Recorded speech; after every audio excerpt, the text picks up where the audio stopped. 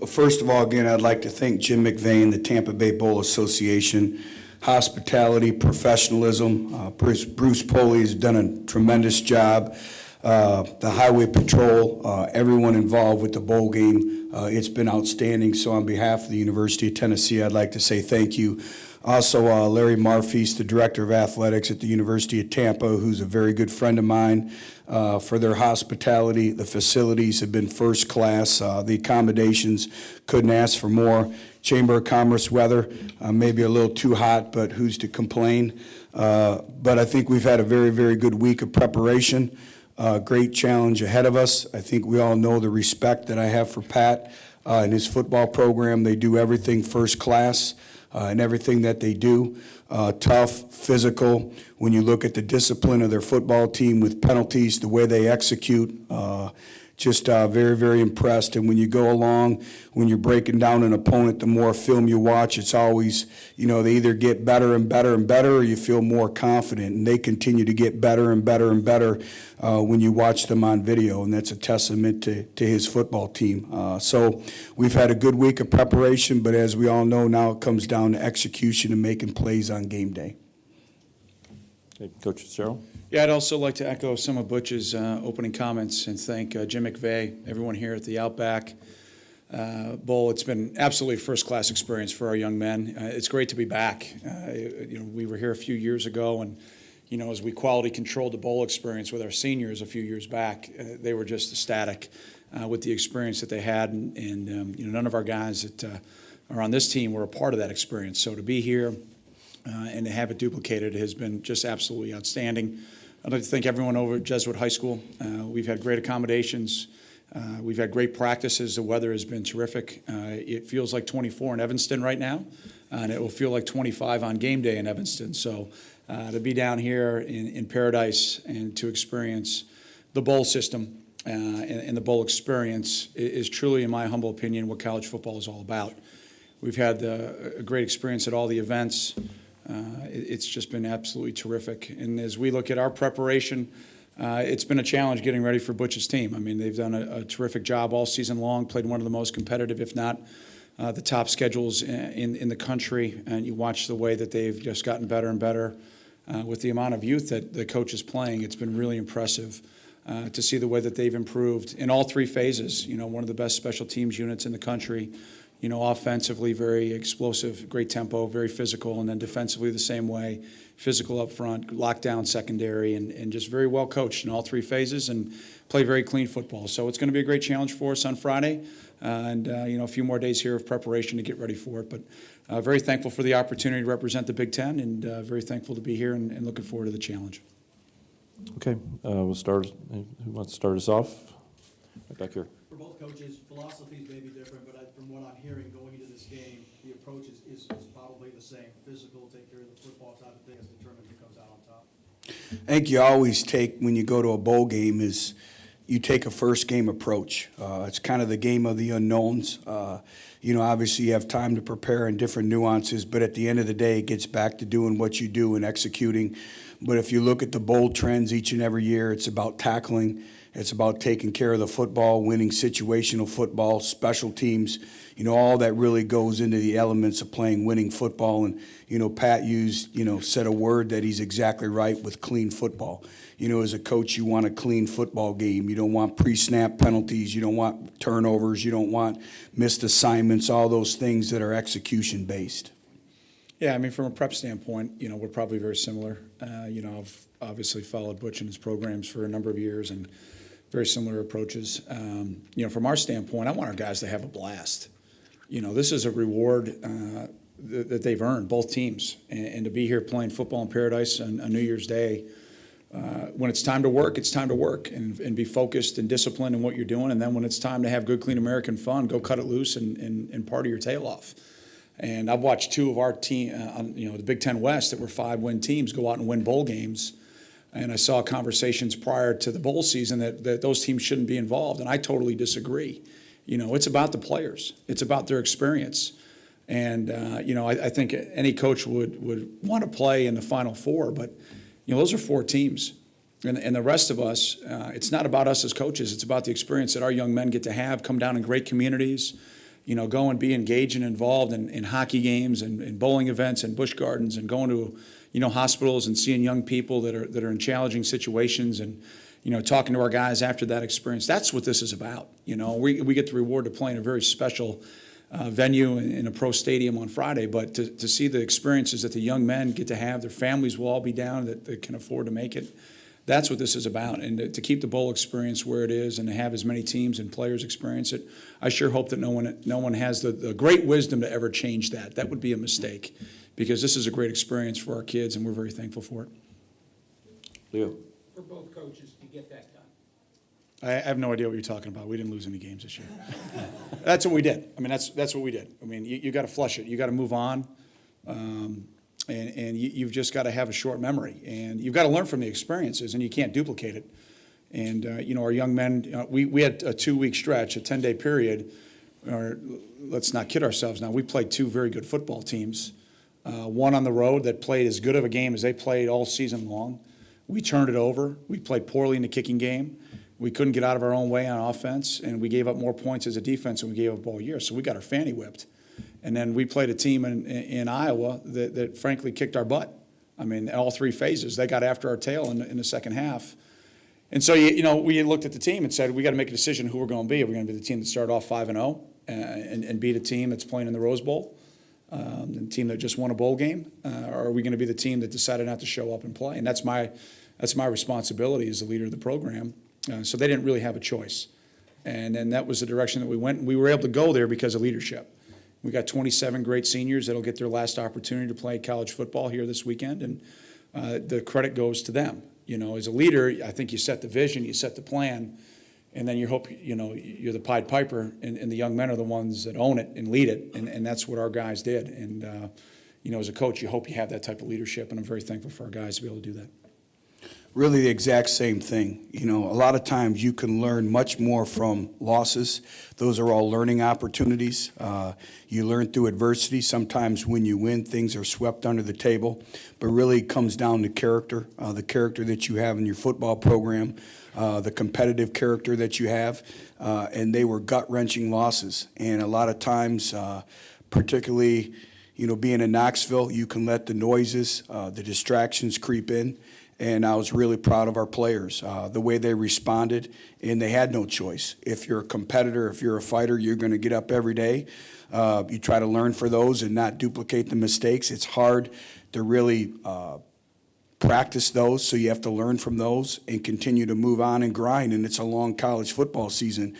And I say it every year, is usually the teams that can manage the natural adversities that a long football season brings about. They're playing in great bowl games like this.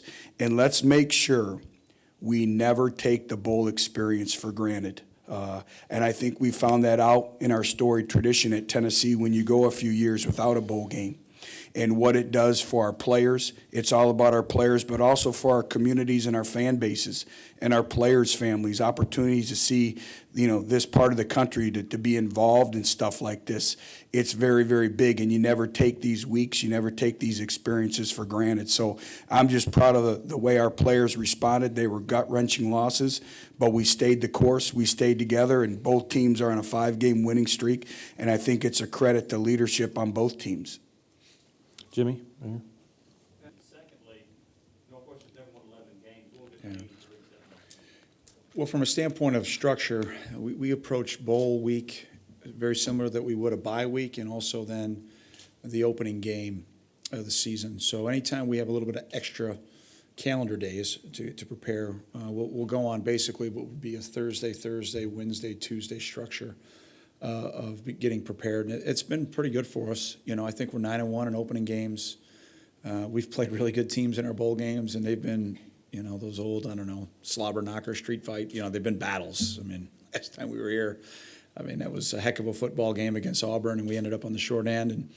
And so our guys are comfortable in that routine because it's not just the bowl experience that we do it. So I've learned to kind of evolve and tweak to that. I've been fortunate, haven't had a staff change in over 5 years, so our staff has been together. We've got a pretty good plan and, know kind of what to expect and how to go about our business during this time period. And then from a standpoint of, 11 wins, anytime you get to double-digit wins, it's a special year. And, for us to be out of the postseason 2 straight years and be a win away, I think has been, really gut shots to our program for our players. They've been very frustrated in the offseason. They've been through a lot, and it's well documented. And to see the way our leadership has stepped up, to get to 10, really started last January when our senior class really stepped up and said the non-bowl participation is going to end now. We know it's going to be too late in August. It's got to start now. And, our secondary and our defensive line really took over the attitude and the work ethic of our team. We reestablished our values and what we believe in at the core. And then we just grinded through it every day and took every day as an opportunity to get better. And, we knew it was going to be important that we started fast. You come out the gate and you're playing a Stanford team and a Duke team that, had been as successful as they have been. We knew we had to get out of the gate fast. And to do that, I thought was great confidence for our squad, especially with a freshman quarterback. And to see the way that he's improved and handled it has been really fun to watch and exciting not only for now but also for the future. So to get 11 wins, though, it's all about the seniors. In our senior class, if we're fortunate enough to find a way to win, this would be their second bowl win, which would be the first time in our program's history, and 11 wins for the first time. So I wish it was against my high school because it would be a lot easier. So that's not the case. So it's going to be a heck of a challenge on Friday, and just got to finish up the prep. Both teams. We're going to sound probably like broken records. It's kind of honing it in right now and getting your mind right and getting ready to go compete. For both coaches, regarding special teams, particularly the return game. Well, you look at both programs, and again, a lot of similarities and philosophies, and a lot of times it starts, with special teams. Special teams is a way to impact the game. It's a way to impact field position. They've been outstanding, on special teams as well. And, we have to do a great job of defending all, areas of kicks, wherever they're at. And just, again, it comes down, that's what makes special teams great. It's one-on-one matchups. It's one-on-one battles, and it's individuals owning their responsibilities. And, we put a lot of emphasis on it, but it's a way to impact the game. It's a way to change field position. And we knew starting the season that special teams would, have to impact the game for us, being young in a number of areas. So, proud of our players, the way they bought in, but every week is a new challenge, and I think this will be the biggest challenge to date in terms of special teams from Northwestern. Yeah, when I look at our opponent, and not just Tennessee, but every week, I'll start with their special teams tape. And when I give my big special teams talk in training camp, and Butch alluded to it earlier, but the character of a football team is revealed in their special teams. When I walked into every young man's living room that we recruited, I didn't say, now listen, I want you to be the best right guard on the kickoff return team in the country, until I got into the program, right? They want to be the best running back, wide receiver, DB, whatever it may be. And then when you get them into the program, maybe that's their role as they start their careers off. And when you get young people to buy into that and understand the significance of those roles, you've got a chance, number one, I think, to execute. Then second of all, when you can execute cleanly and you can be consistent fundamentally and technique-wise, then you got a chance to make some explosive plays. And when you watch, Tennessee, that's what you see. You see outstanding fundamentals. As always, Solomon for us, or Miles, or in the past when we had Venrick as a punt returner, the return men get their name called when you score, but it's the other 10 guys that are the ones that made it happen. And so, from a standpoint of watching Tennessee, this is a compliment. They have tendencies. We'll see some teams that we both play that their flavor of the week, special teams, are all over the place. They have no tendencies, and you're going to probably play pretty well against them, because I doubt their kids really know what they're doing, because their coaches are drawing it up on napkins throughout the week. When you watch probably our two teams, it's probably pretty boring, because we do what we do, and we execute, and we're fundamentally sound, and the kids play their tails off. So it's going to be critically important. It is in every game, but I think when two teams are really good in that phase, it's going to be important. With the weather going to be the way that it is, it should be pretty clean. When you have weather being a factor, that's sometimes when it really gets, I guess you'd say, entertaining. But you had Derek Brooks come and talk to the team. I guess how did that come about? What was his message, and how did the team kind of react to him? I think anytime you can have a Hall of Famer come and talk to your football team, I will tell you this, I thought he made and I know he made a lasting impression on a number of our players, our coaches, and again, just his values for what he stands for, his character, his work ethic. You're talking about one of the greatest players to ever play the game. His competitiveness, just talked about the importance of team and really life lessons. And this is one of the opportunities, again, being in postseason play, that it's more than football. It's about preparing your young men for life after football. And no matter what it is, whether it's football or the business world or what have you, special people have a different edge to themselves. They have a little something special about them. And, that he could pour some of that out onto our football team was very, very special for us. And, it's a relationship that we've had with him, and part of the days also with the Bucks and all that. There's a lot of parallels. And we have one of the greatest linebackers in college football here to be playing here as well. So I was part of the neck roll generation, man. I couldn't play today. Leo. Both coaches, again, you had a chance to watch each other on film. Who does Tennessee remind you of that you played, and who does Northwestern come the closest? That's a good question. I'd probably have to combine teams, the secondary of Michigan, probably the front of Michigan, Nebraska, Penn State, that were very, very physical. The linebackers, like the Michigans and the Penn States and the Iowas, that are physical and fit their gaps right. On the perimeter, we see great speed now in the Big Ten since, kind of a change of the guard, maybe sometime after I left as a player. Where, the speed obviously has been an emphasis. And so there's great skill on the perimeter everywhere in the Big Ten. Up front, the Nebraska, Iowa, Michigan offensive lines that were really, really physical this year. I don't know if we've seen a back as big. And quarterback-wise, probably a lot like Tommy Armstrong, but has really done a terrific job taking care of the ball. But just when he gets outside of the pocket, big plays happen. So a lot of similarities, but like I said, I got to kind of a la carte from a bunch of different things because there's a lot of similarities to who we played.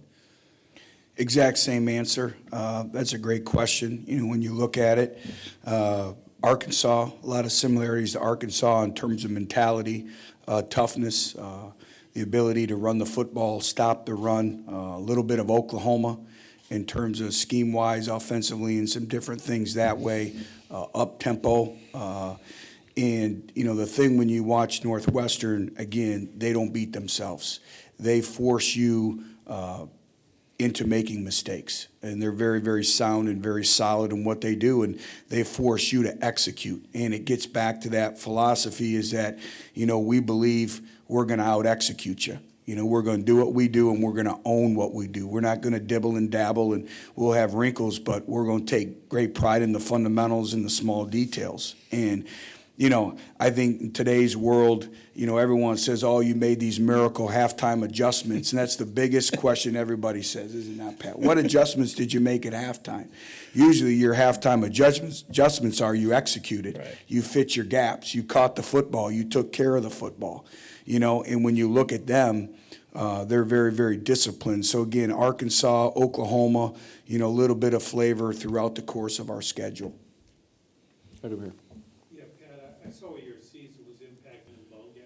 Yeah, we're probably as healthy as we've been. I released earlier that we lost Nick Van Hoos, our corner. That was a freak deal. He was just covering a guy and nothing. He didn't even go out on the play. He didn't even miss the rest of practice, and I get an injury update the next day that he might be out for the game. And I was like, what? It was a non-contact deal. And so Nick will be out. He had surgery.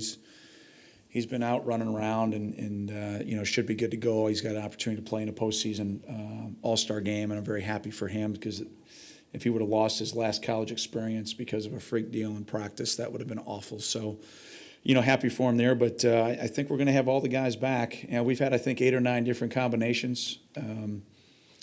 But we also went into the season with that. A year ago at 5 wins, walking off the field against our rival, we had 30 players out in that game that had started a game for us.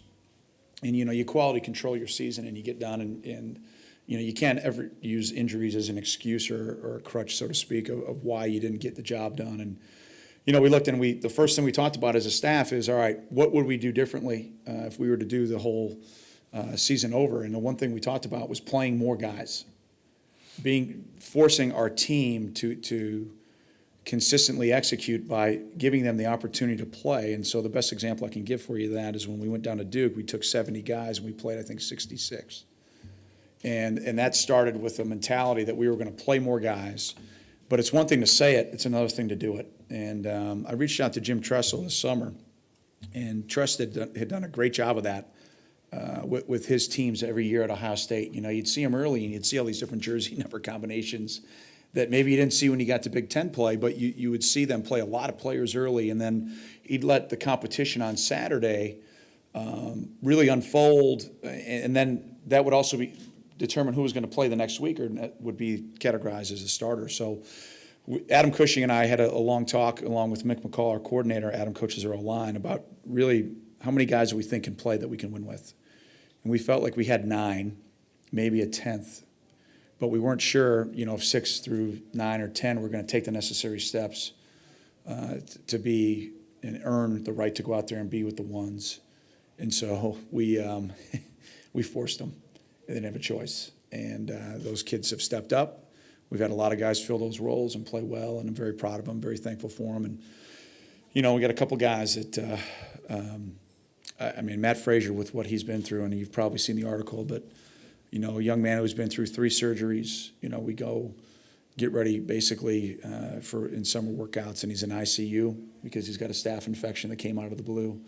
To now again be out starting and starting most of the year has been really special. So a lot of pretty cool storylines there. Dave? Yeah, for both coaches, how do you get but be smart about it? I mean, have fun, but be smart. And also, have you ever had, in your careers, had to send a kid home from a bowl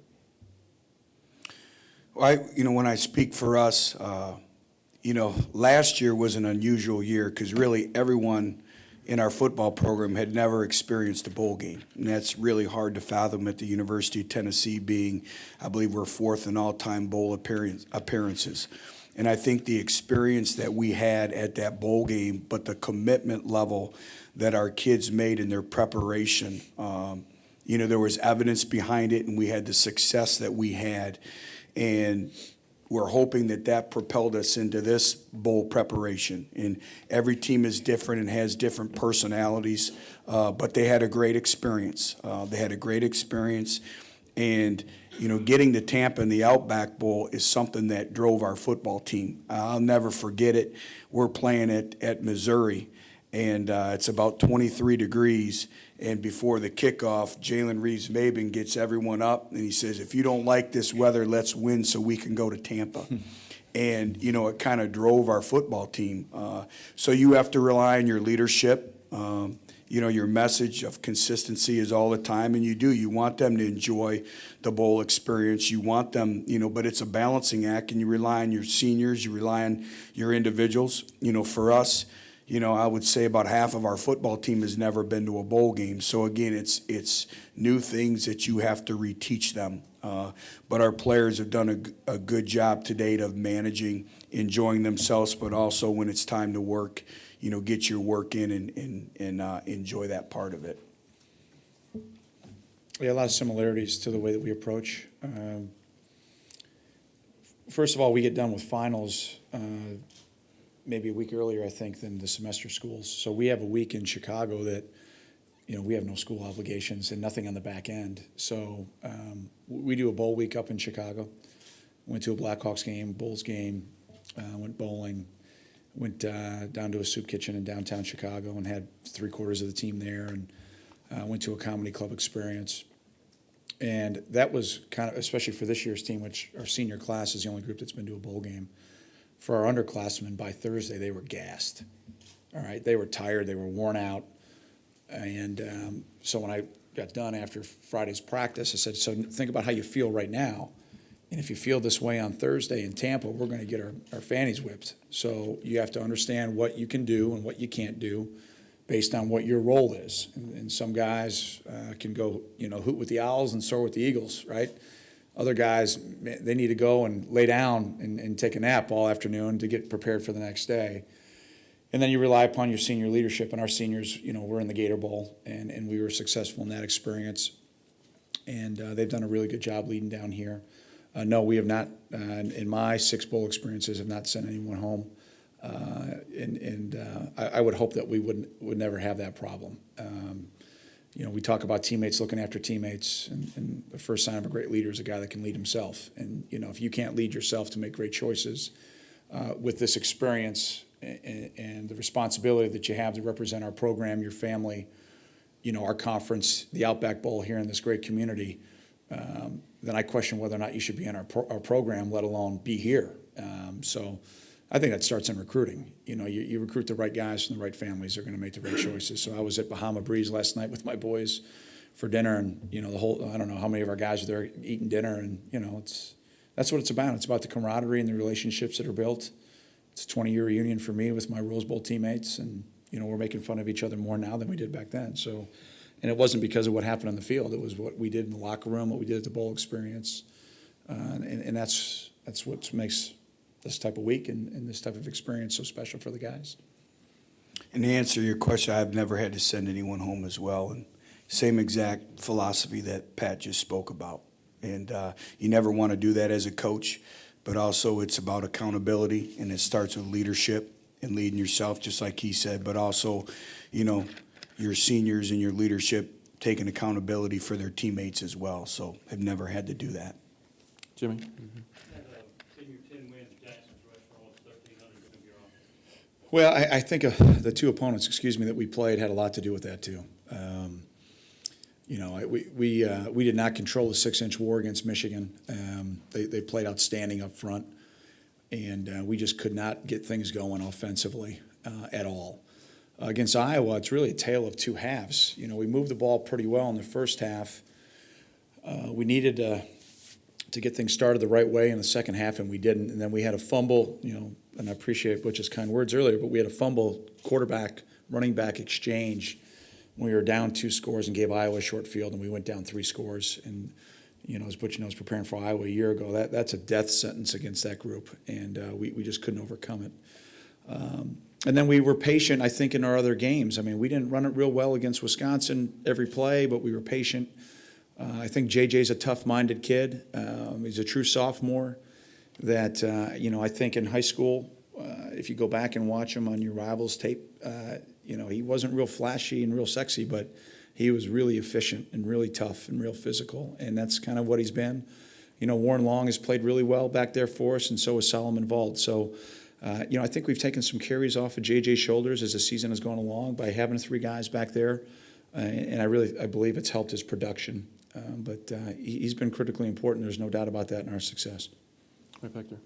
Pat, in your experience, how often does it happen where a player that you see on tape, once you get to the game, is different than maybe what you saw on tape? And I asked specifically about Josh Dobbs because at times he seems like he surprised teams by how difficult he is to tackle. Yeah, he won't be a surprise. We've watched every game. He's the real deal. Thinking back through my 6 bowl games as a coach, when you watch guys on tape that made plays, and it makes you stay up late at night, and you try to create ways to make sure that you limit their ability to do that.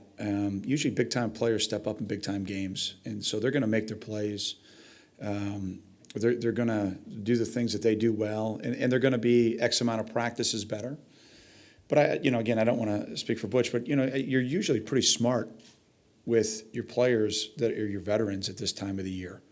You're going to get them the right reps, you're going to get them the right experiences, but then you're going to, also rest them a little bit, you have to expect him to get his yards and make his plays, but at the same time, you've got to worry more about yourself. If you don't do that, you're not going to execute, and you're going to get exposed even more. Yeah, right down here in front. Coach Jones, you're going to look at Brian. How important has his personality been to kind of fabric of those? First of all, not a lot of bowling skills, but that's kind of Brian's personality coming out. And he's been one of those seniors that's really played his best football this year. He's been very stable for us. He's provided stability for us, not just in the back end of our defense, but in our football program. And very proud of him, the way he stepped up and he's been vocal in his leadership, which, he's kind of been a quiet leader, so to speak, and just maybe led the defensive backs or the defensive side of the ball, but he's really spoke up. He's been a member of our players' staff, and the way his leadership has really grown and developed, I'm really proud of him. So he's been a rock of stability there for us. One more question here. Leo? Both coaches, why? I think it's a line of scrimmage game. Pat just alluded to a 6-inch war, and he's exactly right. And, I think I don't want to speak for him, but I think I know him well enough, and he knows me well enough, that our philosophies parallel each other in terms of, you win up front. It's a physical football game. That's what football is. Football still comes down to blocking and tackling and executing. And, their front seven is outstanding. Their back end is outstanding. They're going to run the football, at us.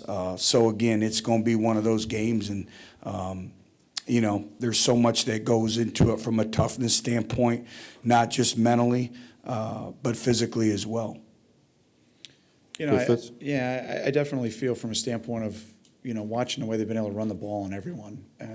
It's been impressive, and it's not one of those where you're watching them play against opponents that aren't outstanding. You'll watch some teams, and that's why I think stats are for losers. You watch them play against teams, and you watch the opponent, and you wonder what their thought process was going into the game on how they thought they were going to stop a team.